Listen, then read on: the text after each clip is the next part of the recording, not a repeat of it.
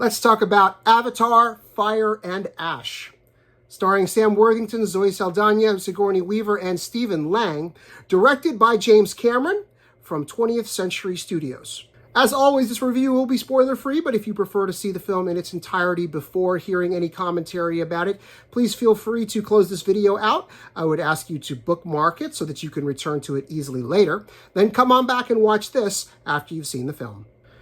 I think it's fair to say now that we've had two Avatar films, the last one being in 2022, Avatar: The Way of Water, that there is a certain expectation that audiences go into Avatar films with. They expect to see dazzling and epic scope and spectacle. They expect to see creativity, boundless creativity in the art design and production design. And we expect to see epic battle scenes, swooping flying sequences, all of this eye candy to excite your senses. And I'm happy to report that Avatar, Fire and Ash delivers on all those fronts.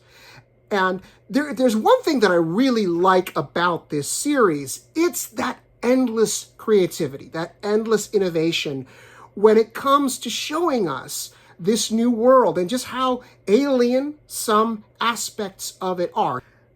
Then there's the other half of it, and that's the part of the Avatar films that I've never been really impressed with. And that's the narrative that's supposed to tie all of that together and make you care about all that dazzling scenery.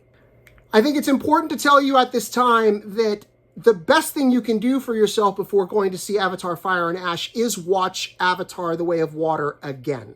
Because lots of the story, the plot that unfolds in Fire and Ash picks up from plot threads that were left over from The Way of Water. If you remember how that film ended, there were certain high stakes. The Sully family was impacted deeply. They'd suffered a tremendous loss. And part of this film is how they go through the grieving process, part of the film's story, I should say. Avatar: Fire and Ash does introduce some new characters, but sadly I wasn't all that impressed by them. The marketing really focuses on one new villain, the leader of the aggressive Na'vi tribe that becomes an antagonist for the Sullys.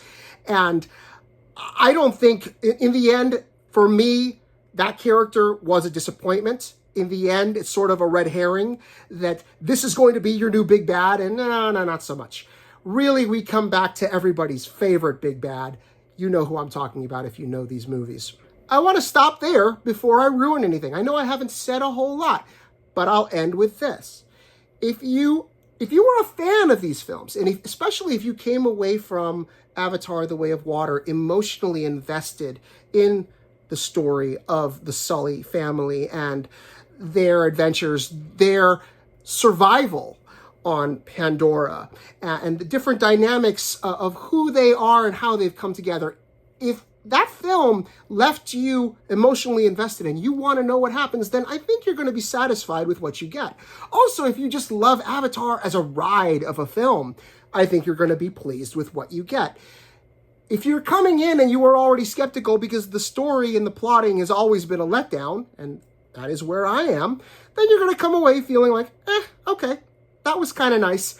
I wish I'd had it on a Walt Disney World ride and not sat through 3 hours and 15 minutes of it. Avatar: Fire and Ash is rated PG-13 for scenes of violence.